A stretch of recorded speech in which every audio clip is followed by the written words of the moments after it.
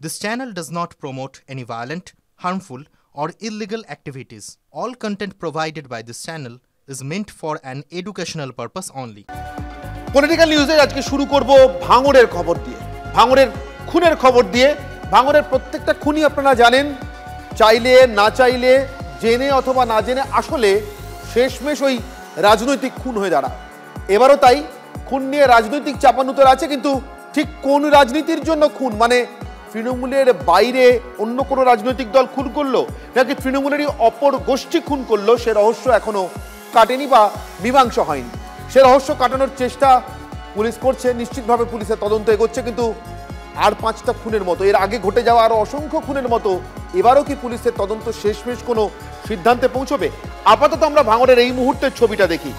তৃণমূল নেতা রাজ্জাক খাঁকে গতকাল রাতে বাড়ি ফেরার পথে তাকে লক্ষ্য করে গুলি করা হয় এবং তারপরে তার মৃত্যু নিশ্চিত করবার জন্য তাকে কুপিয়ে শেষমেশ খুন করা হয়।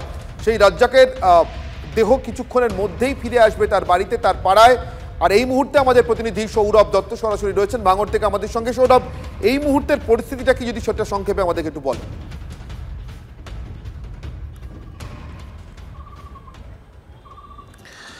অনির্বাণ, দেখো, পুলিশের খাতায় এফআইআরে আননোন, শওকত মোল্লার বিবৃতিতে আইএসএফ দায়ী, আর আইএসএফ এর পাল্টা বক্তব্য তৃণমূলের গোষ্ঠীদ্বন্দ্ব। এই জায়গা থেকে রাজ্জাক খাঁকে কারা খুন করলো তার উত্তর এখনো পর্যন্ত অজানা। তবে এখানে যে জমায়েত হয়েছে বিজয়গঞ্জ মেলার মাঠে, সেই জমায়েতে শওকত মোল্লা ইতিমধ্যে হাজির হয়েছে। আর দেহ আসবে, দেহ এখান থেকে আসার পর চকমরিচা, যেখানে রাজ্জাক খাঁয়ের বাড়ি, সেখান পর্যন্ত নিয়ে যাওয়া হবে। এবং তুমি দেখতেই পাচ্ছ যে মেলার মাঠে ইতিমধ্যে তৃণমূল কর্মী সমর্থকেরা যারা রয়েছেন, যারা তৃণমূলের ডাকে এখানে জড়ো হয়েছেন। খানিকটা কিন্তু ভাঙড়ের মাটিতে তৃণমূলের জমি কতখানি শক্তপোক্ত সেটাও কিন্তু এই জমায়েত থেকে, এই ছবিটা কিন্তু না চাইলেও সেই বার্তা কিন্তু পৌঁছবে। তার কারণ মৃতদেহ আসছে, তাদের সতীর্থ, নিশ্চিতভাবে একটা মর্মান্তিক ঘটনা, এবং সেখানে অনেকে জড়ো হয়েছেন তার প্রতি সমবেদনা জানাতে, সামাজিক দায়বদ্ধতার জায়গা থেকেও আসা। কিন্তু যখন এটা তৃণমূলের ডাক থেকে জমায়েত হয়, তখন তার মধ্যে একটা সুপ্ত হলো রাজনৈতিক বার্তা, একেবারে এটা সুপ্ত নিহিত রাজনৈতিক বার্তা থাকে। আমার সঙ্গে থাকো সৌরভ, তোমার কাছে আমি আবারও ফিরবো। এই খুন নিয়ে শওকত এবং নওশাদ একে অপরকে কি বলেছেন আপনারা জানেন, আমি সে কথা আপনাদেরকে শোনাবো। কিন্তু তারও আগে শওকত মোল্লাকে আমাদের প্রতিনিধি সৌরভ, যে সৌরভের সঙ্গে কথা হচ্ছে আমার এই মুহূর্তে, আপনারা শুনছেন এই মুহূর্তের পরিস্থিতি সৌরভ দেখাচ্ছেন ভাঙড় থেকে।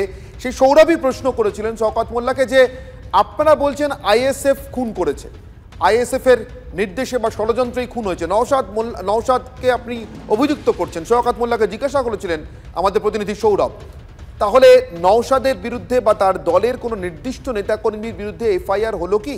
কার নামে এফআইআর হলো? সেখানেও কিন্তু এক রহস্য, শুনুন। আমরা ওদেরকে আশ্বস্ত করলাম যে মাননীয় মুখ্যমন্ত্রীর প্রতি আস্থা রাখুন, নিশ্চিতভাবে রাজ্যের প্রশাসন এই খুনের পেছনে যে বা যারা জড়িত আছে তাদেরকে খুঁজে বার করবে এবং দৃষ্টান্তমূলক শাস্তির ব্যবস্থা করবে। এখনো পর্যন্ত কতজনের নামে অভিযোগ করা হয়েছে? না, আমরা কারোর ব্যক্তিগত নামে অভিযোগ করিনি, আমরা আননোন এফআইআর দিয়েছি, পুলিশ ইনভেস্টিগেশন চলছে। আমাদের প্রশাসনের প্রতি পূর্ণ আস্থা আছে যে তারা সঠিক তদন্ত করে প্রকৃত খুনি যারা তাদেরকে খুঁজে বের করবে। অথচ এই শওকত মোল্লাই কিন্তু আজ সকালে একেবারে অন্য সুরে কথা বলেছেন। কি বলেছিলেন শওকত? নির্দিষ্ট করে আইএসএফ, নির্দিষ্ট করে নওশাদ সিদ্দিকীর নাম কি বলেছিলেন শুনুন। এখানে তৃণমূলের কোনো গোষ্ঠীকন্দল নেই। এইখানে কারা খুন করেছে আমরা এখন টোটালি আইডেন্টিফাই করতে পারিনি। তবে আমার বিশ্বাস যে আইএসএফ আশ্রিত সমাজ বিরোধীদের ঘটনা, তারা এই ঘটনা ঘটিয়েছে। কারণ 2024-এর পরে এই এলাকা থেকে পঞ্চায়েত সমিতির সদস্য, আইএসএফের গ্রাম পঞ্চায়েতের সদস্য, বেশ কয়েকজন এবং সাধারণ কর্মীরা রাজ্জাকের হাত ধরে তৃণমূল কংগ্রেসে যোগদান করেছে। এটাই হচ্ছে, এই জনপ্রিয়তাটাই ওর সবচাইতে কাল হয়ে দাঁড়ালো বলে আমার অন্তত মনে হচ্ছে। এই এলাকায় ওরা দিনের পর দিন দুর্বল হচ্ছে। এটা সম্পূর্ণ রাজনৈতিক স্বার্থে খুন করা হয়েছে। যত রকম এই ভাঙড়ে ঘটনা ঘটেছে সম্পূর্ণ তার পিছনে আছে নওশাদ সিদ্দিকী। পুরো ব্লুপ্রিন্ট তার। হুগলিতে বসে বসে পরিকল্পনা করে ভাঙড়ে লড়াই লাগিয়ে দিচ্ছে। নিজের এলাকায় পাততলার জমি নেই, নিজের জন্মস্থানে পায়ের তলার জমি নেই, সমস্ত নোংরা খেলায় নওশাদ সিদ্দিকীরাই করছে। কে পরিকল্পনা করেছে, ষড়যন্ত্র করেছে, কোথায় বসে করেছে, নওশাদ সিদ্দিকীর নাম স্পষ্ট করে বলছেন। কেন রাজ্জাক টার্গেট হয়ে গিয়েছিলেন সেটাও বলছেন। পঞ্চায়েত সমিতি এবং বিভিন্ন স্তরে তৃণমূল কংগ্রেসে ফিরে আসছিলেন আইএসএফ এ চলে যাওয়া কর্মী সমর্থক বা নির্বাচিত জনপ্রতিনিধিরা, তাই নাকি রাজ্জাকের উপর রাগ। তাহলে এফআইআরে একজনেরও কারুর নাম দিলেন না কেন শওকত মোল্লারা? এই ধোঁয়াশাটা কাটছে কি? সৌরভের কাছে আর একবার ফিরবো। সৌরভ, এই ধোঁয়াশাটা তো কাটছে না।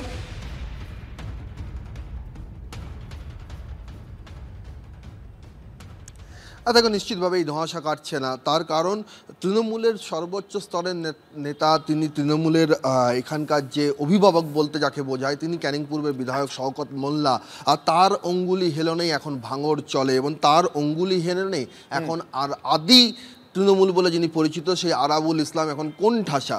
সেই রকম একজন নেতা যখন এত বড় অভিযোগ করছেন যে এর পিছনে তিনি বিশ্বাস করেন যে নওশাদ সিদ্দিকী রয়েছে, এটা আইএসএফের কাজ, তখন এফআইআরে সেই সুনির্দিষ্ট তথ্যের কোনো প্রতিফলন কিন্তু নেই। সেখানে কিন্তু আননোন লেখা রয়েছে, এবং সেটা তিনি অকপটে বলছেনও যে কারোর নাম এক্ষেত্রে দেওয়া হয়নি, সেটা আননোন হিসেবেই দেওয়া হয়েছে। তবু তিনি মনে করছেন যেহেতু যে ঘটনাক্রম কম পর্যায়ে ঘটে চলেছে, যেভাবে এখানে আইএসএফের জমি দুর্বল হচ্ছে, তৃণমূলের ঘাঁটি শক্ত হচ্ছে, রাজ্জাক খাঁ তার একটা অন্যতম স্তম্ভ ছিল, আর তার হাত ধরে অনেকে আইএসএফ কর্মী জড়ো হয়েছেন, এবং সেই জন্যই রাজ্জাক খাঁ টার্গেট হয়েছেন। কিন্তু উল্টো দিকে নওশাদের বক্তব্য রয়েছে, যিনি আরাবুল ইসলামের প্রসঙ্গ টানছেন, যিনি বলছেন যে এই যে জমায়েতটা তুমি দেখতে পাচ্ছ, এই দূরেই কিন্তু বিজয়গঞ্জ বাজারের এই দূরেই বিডিও অফিস রয়েছে, সেখানে পঞ্চায়েতের অফিস রয়েছে, এখানেই বিজয়গঞ্জ বাজারের এই মাঠেই কিন্তু পঞ্চায়েত নির্বাচনের সময় কার্যত রণক্ষেত্রের চেহারা নিয়েছিল। সেই ঘটনার পর পঞ্চায়েত সমিতির সভাপতি হন আরাবুল ইসলাম, কিন্তু কোর্টের নির্দেশ পাওয়ার পর তিনি গ্রেফতার হয়েছিলেন তোলাবাজির অভিযোগে। তারপর জেল থেকে ছাড়া পাওয়ার পর কোর্টের নির্দেশে তিনি যখন পঞ্চায়েত সমিতির সভাপতি হিসেবে কার্যভার গ্রহণ করতে যান, তখন তিনি সেটা পারেননি। এবং এটা নিয়ে কোনো লুকোছাপা নেই যে শওকত মোল্লার অঙ্গুলি হেলনেই তিনি সহযোগিতা পাননি, এবং সেটাকেই কিন্তু আইএসএফ যারা রয়েছে তারা বলছে যে এটাই কারণ। আরাবুল ইসলামের শিবির থেকে রাজ্জাক খাঁ বেরিয়ে গিয়েছিল, এবং সেই জন্য এটা তৃণমূলের গোষ্ঠীকণ্ডল বলা হচ্ছে। আর এর মধ্যে কোনটা আসল কারণ, যারা এর উপর থেকে পর্দাটা ওঠাতে পারতেন, সেই কলকাতা পুলিশ, তাদের যুগ্ম কমিশনার অপরাধ দমন তিনি হাজির হয়েছেন, পুলিশ কর্তারা হাজির হয়েছেন, ফরেন্সিক বিভাগ এসছে, কিন্তু এখনো পর্যন্ত প্রায় 15-20 ঘন্টা হতে চললো, এখনো পর্যন্ত কিন্তু সেই প্রশ্নের সদুত্তর নেই। একজনকে আটক পর্যন্ত করা হয়নি। অনেক, অর্থাৎ সেই অর্থে কোনো ব্রেক থ্রু নেই আপাতত। অনেক ধন্যবাদ সৌরভ। ভাঙড়ের মাটিকে যিনি সত্যি সত্যি চেনেন, যে ভাঙড়ের মাটি নিয়েও নাকি আবার দুর্নীতি হয় বলে নওশাদ সিদ্দিকী অভিযোগ করেছেন বারবার, ওখানে নাকি মাটিও বিক্রি হয়, সেখানেও শওকত মোল্লা নওশাদ সিদ্দিকীর নাম করলেন, তার দলের নাম করলেন। আইএসএফ এর স্বার্থে কোথায় কোথায় রাজ্জাক খান বাধা হয়ে দাঁড়াচ্ছিলেন সেটাও বললেন, কিন্তু নির্দিষ্ট কারুর নামে এফআইআর হলো না ভাঙড়ের রাজ্জাক খান খুনের ঘটনায়। স্বাভাবিকভাবেই নওশাদ সিদ্দিকী কিন্তু তার নাম মুখে আনাতে শওকত মোল্লাকে পাল্টা হুঁশিয়ারি দিয়েছেন, তৃণমূলকেও পাল্টা হুঁশিয়ারি দিয়েছেন। কি বলেছেন নওশাদ সিদ্দিকী, শুনুন। এখন শওকত মোল্লা সাহেব রাজনীতি করছেন, তিনি আইএসএফ কে আমাদেরকে দেখে দেওয়ার চেষ্টা করছে, এটা গোষ্ঠীদ্বন্দ্বের শিকার হয়েছে। এই লোকটি যাকে খুন করেছে ওরা, আপনার একদা সময় আরাবুল ঘনিষ্ঠ ছিল, প্রেশার দিয়ে চাপ দিয়ে এখন শওকত ঘনিষ্ঠ করেছে। এবার এই সুযোগটা কে নিয়েছে এটা তদন্ত সাপেক্ষ। যদি এটাকে রাজনৈতিক চক্রান্ত হয়ে বিরোধীদের উপরে দমনপীড়ন বা সাধারণ মানুষকেও যদি ডিস্টার্ব করার চেষ্টা হয়, আমি সেই পরিবারগুলোকে সাথে নিয়ে সিবিআই তদন্ত হবে, সিবিআই তদন্তের জন্য বা বিচার বিভাগের তদন্তের জন্য কোর্টের দ্বারস্থ হব। এই ঘটনাতে রহস্যের পরত আরও আছে। কি শুনলেন আপনারা? একদিকে শওকত মোল্লা, অন্যদিকে নওশাদ সিদ্দিকী। শওকত দুষছেন নওশাদকে আর তার পার্টিকে, মানে ভাঙড়ের আইএসএফ বিধায়ককে আর তার দলকে, আর নওশাদ সিদ্দিকী দুষছেন পাল্টা শওকত মোল্লা অথবা তৃণমূল কংগ্রেসের গোষ্ঠী কোন্দলকে। কিন্তু এর মাঝখানে তৃতীয় শক্তিও আছে নাকি? বলছেন কে? রাজ্যের পুরমন্ত্রী, তৃণমূল কংগ্রেসের বর্ষিয়ান নেতা ফিরহাদ হাকিম বলছেন ভাঙড় থেকে মালদা 2 তৃণমূল নেতা খুনেই বিজেপি নাকি আসল কালপ্রিট। এখানে নাকি গুজরাতের মতো ধর্মীয় হিংসায় উস্কানি দেওয়া হচ্ছে।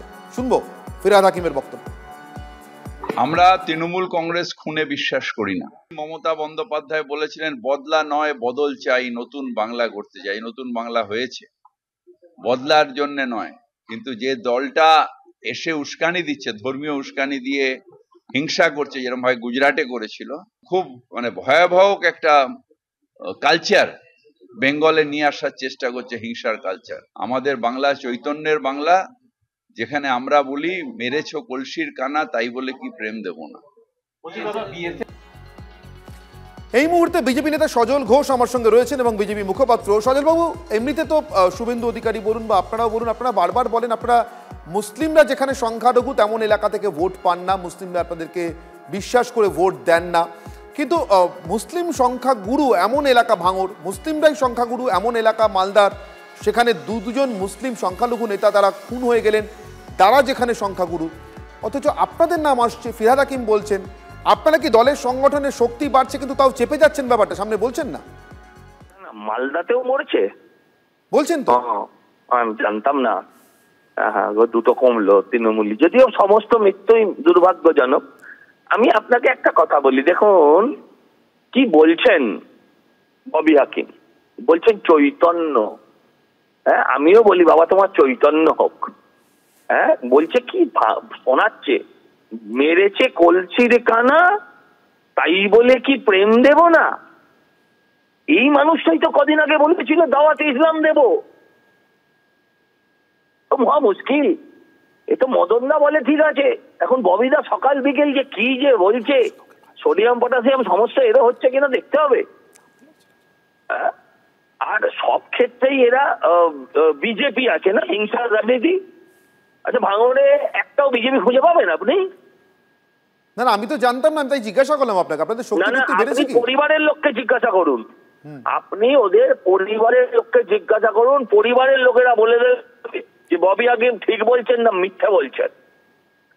খারাপ লাগে, একটা দলীয় সহকর্মী মারা গেছে, তার মৃতের পরিবারের প্রতি মিনিমাম সহমর্মিতাও নেই। তিনি জানুন না জানুন জেনে নিয়ে বলতে পারেন যে কারা আসল খুনি। আজকে তোর পরিবার শুনছে না যে ববি হাকিম বলছে এর পেছনে বিজেপি আছে। অনেক ধন্যবাদ সজল বাবু আমাদের সঙ্গে কথা বলার জন্য এবং আপনার প্রতিক্রিয়ার জন্য। বিজেপি নেতা এবং মুখপাত্র সজল ঘোষ আমাদের সঙ্গে ছিলেন। এই মুহূর্তে তৃণমূল কংগ্রেস নেতা এবং তৃণমূল কংগ্রেস মুখপাত্র তন্ময় ঘোষ আমার সঙ্গে রয়েছেন। কথা বলবো তন্ময় বাবুর সঙ্গে। তন্ময় বাবু, ভাঙড়ে আপনাদের যে নেতা খুন হয়েছেন অত্যন্ত দুর্ভাগ্যজনকভাবে, রাজ্জাক খান, তার খুনের পিছনে আসল দায়ীটা কে? শওকত মোল্লা বলছেন আইএসএফ এর নাম, নওশাদ সিদ্দিকীর নাম, ফিরহাদ হাকিম বলছেন বিজেপির সংস্কৃতি, এটা তিনি মালদার কথাটাও একই সঙ্গে জুড়ে দিচ্ছেন। ওদিকে যখন এফআইআর হচ্ছে তখন নির্দিষ্ট কারো নামে এফআইআর হচ্ছে না, আননোন পার্সন বা পার্সনস বলে এফআইআর হচ্ছে। রহস্যটা কোথায়? তন্ময়বাবু, আপনারাও কি সত্যি সত্যি জানেন না যে কে আপনাদের দলের নেতা বা কর্মীদেরকে খুন করলো বা করছে? না, এই দলের নেতা কর্মী যাদেরকে খুন করছে সেটা তো আমাদের জানার কথা না, এটা পুলিশ প্রশাসনের জানার কথা। নিশ্চিতভাবে পুলিশ প্রশাসন তদন্ত করে বের করবে যে কারা এই খুনের রাজনীতি আবার বাংলায় ফিরিয়ে আনার চেষ্টা করছে।